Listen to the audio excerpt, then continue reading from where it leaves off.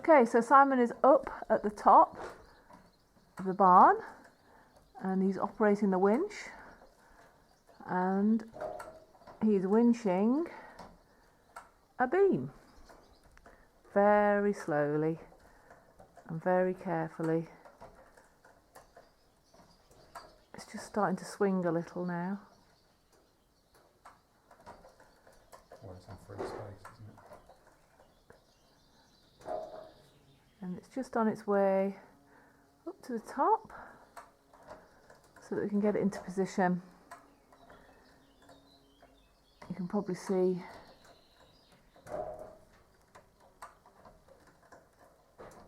that's where it's got to go. So you see that second beam up there. There. That's the position that it's got to go into to meet the other one there. Up. Nice and steady. It's not swinging around. And then Simon can just put one end onto the top of the scaffolding and winch it up a little further, put the other end and then slot it into place.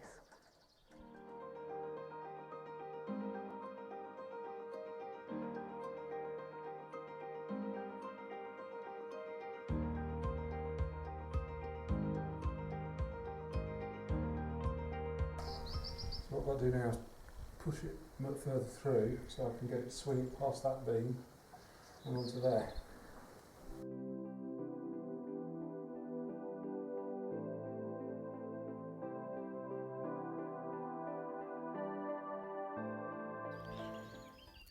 Right, so this is the last of the purlins that we need to replace, and it's probably the worst one. You can see why. Got my hand right through it, which isn't ideal, and we've got about 2 inches there left, but that's also, it even goes in there thinner, and that's all rotten, so this section is too weak. The rest of it is an enormous great beam, way bigger than it needs to be for this, and it goes all the way along. You can see it over there. So the job here is to essentially saw through the middle here, which I'll do with the chainsaw, being obviously careful not to hit that, and then this half will drop onto this strap here, and I've got another one which I'll drop onto that there, and then I'll cut them down a bit, and that bit there, the longer part, I will cut through that, and that will just drop to the floor.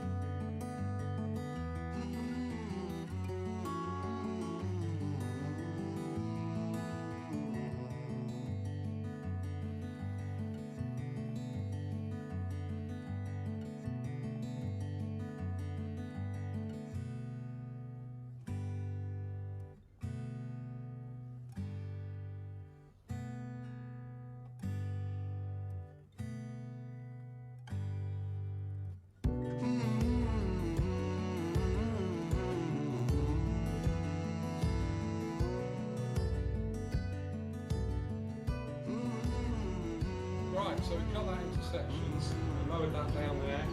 Now I've got this one as the final section, which I'm now going to just throw that down. It's not very heavy and very big. And then that's that one out of the way, which is great.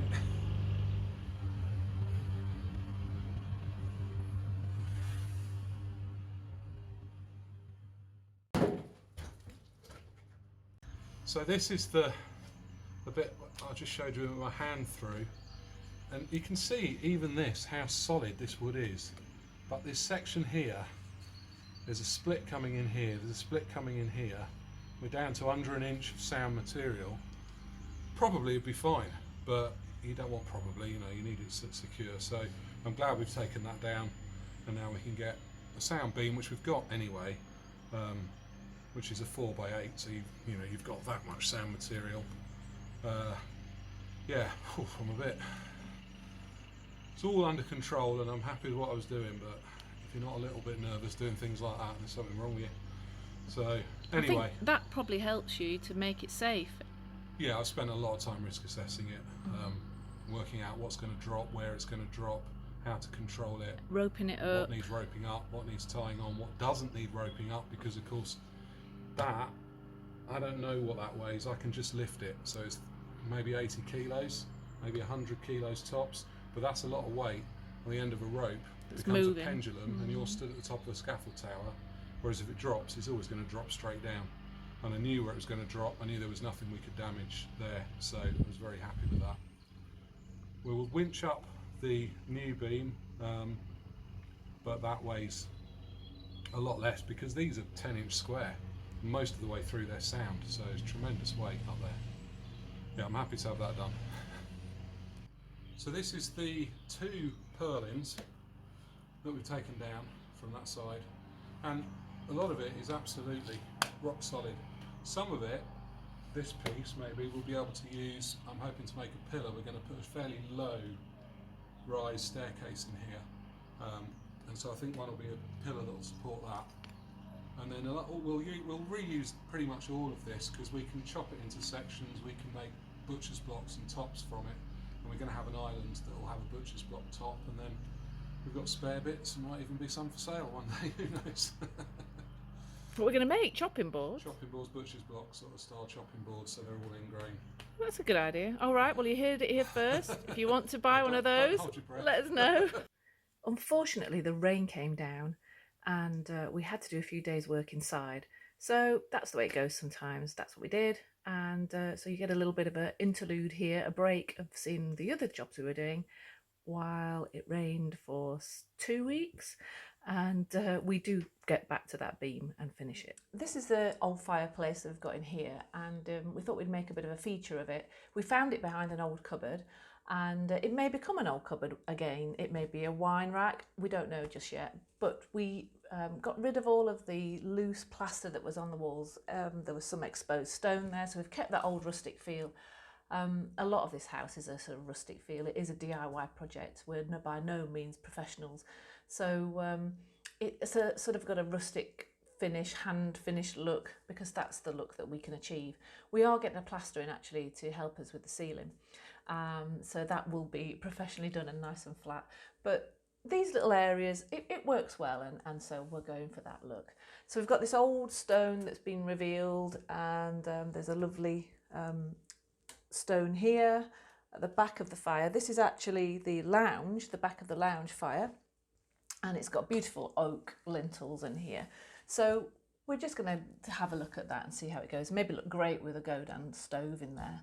So that's the idea. So I'll be searching the brocants for those type of items. We can't light it. There's no chimney escape. That is actually in the other room. So I'm not quite sure how this worked, or whether this was an older part of the house, an old fireplace that was used and then extended. So we've got a lot to look at and work out how the house changed over the years. So it's just fascinating as you peel back more layers. So yeah, this is the kitchen. We're going to be also taking you down into the woodland later on. Just wanted to show you a space that Simon's cleared, because we're getting some buckfast bees. That's really exciting. So I've got a beehive going down there and wanted to create a clear flight path out into the fields.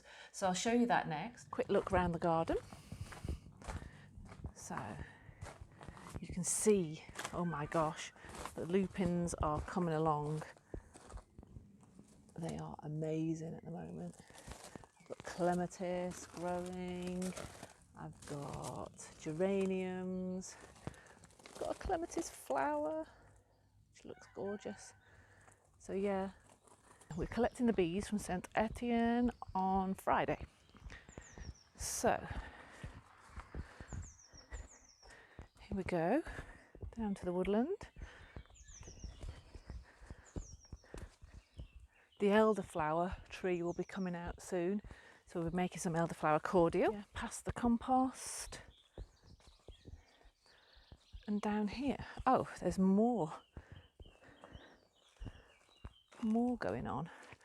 Okay, so if I just do a good 360 so you can see, this is the patch that Simon's been working on.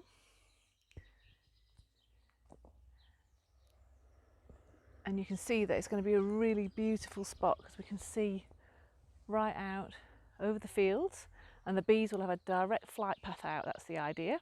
And we can also sit here and enjoy the view. So it's going to be so nice during the summer watching the bees and the wildlife. We are planning on having a hot tub in this area, so I think that's going to be really nice. But anyway, dreaming thoughts. But Simon's done an amazing job of clearing this. I just want to show you the view from the top here. So we've been down to where the bees are going to be and talked about possibly having a hot tub, certainly a place to sit. And although it's a bit of a mess at this point, I think this view will be great to sit here as part of our garden, trim a few more of these trees down and be able to see the wildlife from an elevated position. So yeah, I think the afternoon cup of tea will go down at a treat here. Okay, so Simon's just putting his lifting belt on. You can see that the beam's in place. You can probably see everything a little bit better from this side because the sun is not directly pointing at the camera. So this is the 4th purlin to go in. These will all be reclaimed solid wood, unlike the rotten ones that we've taken out. Although the slate's pretty shaly on the other side, it's actually covered and keeping everything dry. So it does need to be replaced because it's very old. But this was the worst part. There was a huge hole. We've kept the ridge covered at all times, so that's not had any rain on it really. So the job after this will be exposing the ridge and getting the other part in.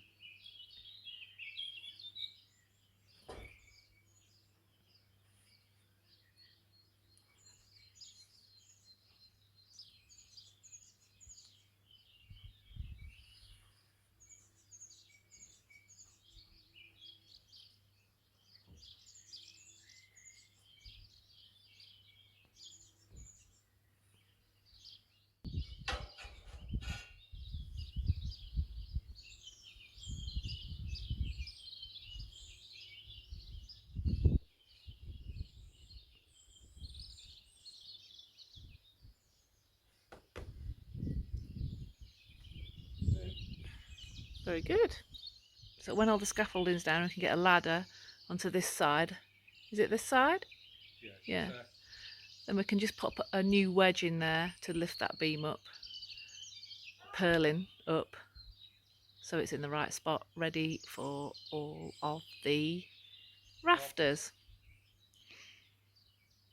Some of the rafters are going to have to be packed out because the wood's uneven in places, but that's the traditional method.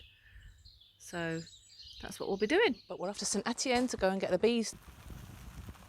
So we go round Clermont and then sort of head towards Lyon a bit and then turn right and head down to Saint Etienne. It's about 2 hours or so, which is not that long a journey. In France you get used to it. It seems a long way when you're used to British distances, but it's a big country, France. Car's doing well, going downhill. Yeah, the car goes beautifully downhill.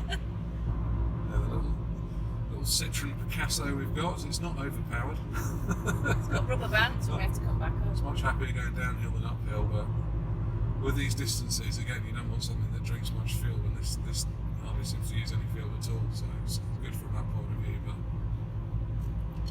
not so good when you're going up the hill on the way home. It's been a brilliant little car though, hasn't it? It is a very good car. It's not a car I would ever have looked at, but we just went to before we moved out, we went to a left-hand drive sort of specialist in the UK, and of course you don't have a huge choice. And he just had this here, and we were sort of intrigued by it, so we took it out. It's quite high. Very easy to drive, you're quite high up. It's a very small car, but at the same time, you can surprise at what you can get in it. It's got a tow bar on the back.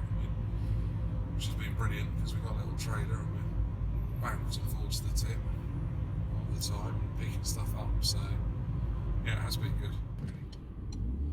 Okay, so here we are. We've got to the centre of apiculture here in Saint-Étienne. This is ICO, which is a big sort of warehouse, and you can see, hopefully you can just see there's some hives there. So we've got to go in, pick up all the bits we need, get the bees, go home and set them all free. Simon is a very proud daddy to have received how many? 10,000 roughly. 10,000 bees. There they are. Let's get them in the car, shall we? Get them home. Collected the bees on our way back to Clermont-Ferrand. How you doing there, Bert? Happy? In your bed, looking after the beehive? Good boy. So we're just coming up to the péage. We've got one of these boxes, you can just see it there. And that sends a signal and we get charged later. So we can go through this 30-mile-an-hour zone. Let's see if Simon can actually go through at 30 miles an hour. Oh, it's a bit nerve-wracking. Oh, you did touch the brakes. If you heard the beep there, it just beeps us through. And this particular box is really cool because this can be used all the way across Europe. So when we start being able to travel again, we can go over to Spain, to Italy, Germany, take our little tent and off we go. Puy de Dôme with the snow-capped mountains. I don't know if you can see them,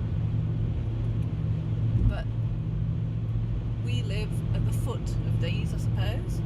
Not right at the very foot, we're 700 metres above sea level. Blue skies, not far from home. So we've just stopped at the services for some food, and you might be able to hear our little bee friends. They're all rattling around inside. A temporary hive that we just picked them up in. A little bit disconcerting when you're driving with 10,000 bees. Yes, I've set a concrete slab into the ground here to put the hive on, and that's set level. And I'm hopeful it should be a pretty good spot because we've got the sun coming up in the morning, we've got a gap, and then just come down and stand on it so you can see. So we've got the sun coming up in the morning over there, and then as it goes round during the day we've got some nice shade here from this old willow tree, and then in the evening again we've got evening sun will come in from this direction here. So hopefully what will happen is that the hive will be warmed up in the morning, be shaded in the heat of the day, and then get the last of the warmth in the evening again. And it's also, as you can probably see, it's very sheltered down here, so even we don't actually get a lot of wind, but even when it is windy there's very little down here, so it should be a good sheltered spot. They're very busy, very buzzy. I wish Alex was here. I know. Oh, this is for you, Alex. Our budding beekeepist. So what's going on? I'm just going to put the strap under that. Oh, I can hear them. All right. You should get a good view against the contrast. Yeah, that's good. Of them coming in and out. Okay. Yeah, I'm going to leave. Ready? No, I'm not ready. I'll be You'll ready be when well I'm out. right up at the top.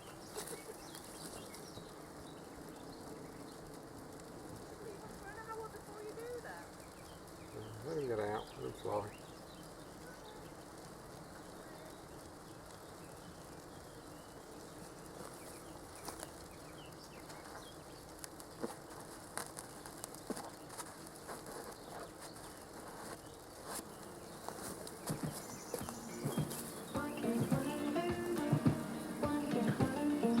Here's one here.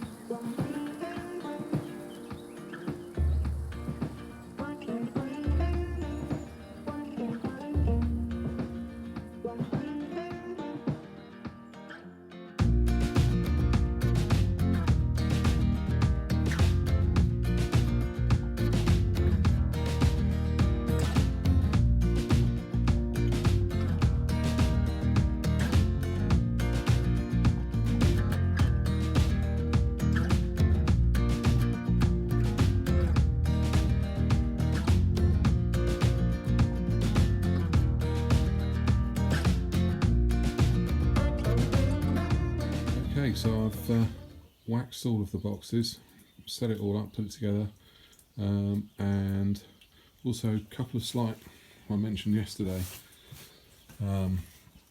just close the entrance right down. So it's just a small entrance to start with, and then once they get a bit more established, we'll just take that down a bit more. So they've got a bigger entrance. Also made a little sort of porch thing, just to keep this bit dry. I was watching a YouTube video. The beehive in the video, this was absolutely sopping wet and all the water seemed to be going in the hive, so it just seemed like a bad idea. So anyway, I've made a little thing there which should keep the worst of the rain off. It's all together, ready to go. It isn't raining right now, but it has rained almost solidly all day yesterday, most of the night, and all so far this morning. So I'm going to have a wander down there and see if there's much activity going on. If it does stay dry, and I think it's actually just starting to rain again. If it does dry up a bit more, then I'll try and get them moved into this, because then I can fill the feeder up, and just nice to have them in the permanent home rather than in the little polystyrene box they came in. But anyway, we're going to have a look and see how they're doing right now. It's been raining solidly, really, since about 4 or 5 hours after we got home with them. It was quite nice to start with, and then they were flying around, but yeah, it's not been the best weather. But anyway, as soon as it dries off a bit, I'll get them into the main hive, and then they can get established. Okay, so we're going to open up the polystyrene nucleus hive the bees came in, and just behind it you can probably see the new hive. So I'm going to move that first to one side, put the hive in place, open it up, transfer the frames, shake out any remaining bees, put the hive back together. Sounds easy, doesn't it?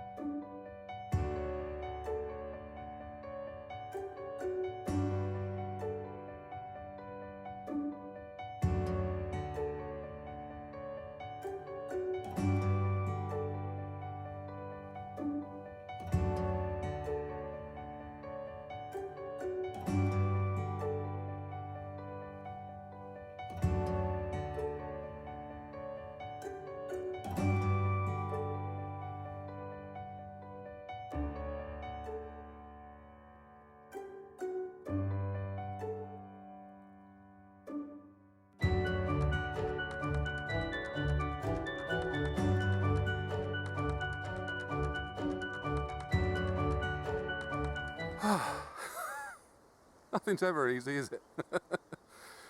So it was fine, and I got all the frames out, I was happy with that, lifted them out, put them in the hive, and then I noticed a sort of mound, like a cluster of bees on one side of the polystyrene box that they came in, and I thought, well, that's a bit odd. And then I saw a bee looked a lot bigger, and I had a good look, and obviously I'm brand new to beekeeping, but I'm pretty sure that was the queen. So thought, well, I could see there was brood inside. I thought, worst case scenario, they'll make a new queen. Obviously it's not what we want, but anyway, tapped them onto the board, and thought, well, I've got to get them out of this box. And I thought, well, we'll give them a few minutes and they'll fly in. And of course, all that was happening is they were flying more and more and more around the hive, and that mound on that board was starting to get a bit bigger. So I thought, that queen's still there, got to be, because they'll always go to the queen. So then I had to reopen take the top box off, brush them onto the top of the hive, and I saw the queen. She walked down into the frame, so I'm happy that she's not harmed, which is obviously the last thing we want. And then of course pick that up, and the sugar syrup feeder's going everywhere.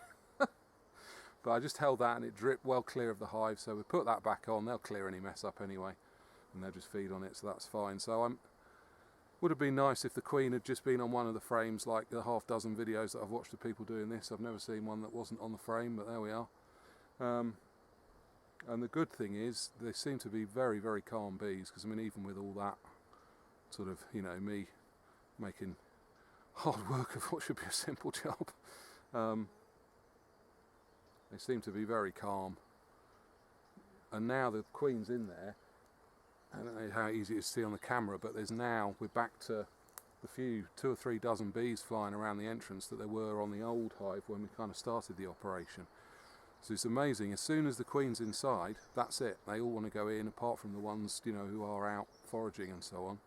The others are straight back in, but all the time the queen was outside, we weren't having any of it. They're all flying around, more and more and more of them. So I suppose you just have to keep an eye on them and look at them and try and think and try and remain calm. I mean, I was getting a bit wound up only because I didn't want to lose the queen. Not because I was worried about the bees being stung or anything. You know, I've got all my gear on. But anyway, we'll leave them now. We'll leave them for a good week.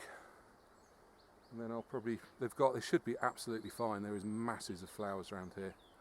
So we can see already they're covered in pollen, quite a few of them that seem flying about. So they probably won't need a lot of that food that I've put in there, but obviously just best to be safe. So yeah, we'll leave them to get on with it, and we'll come back and have a look in a few days, probably 10 days maybe, and see how they're getting on.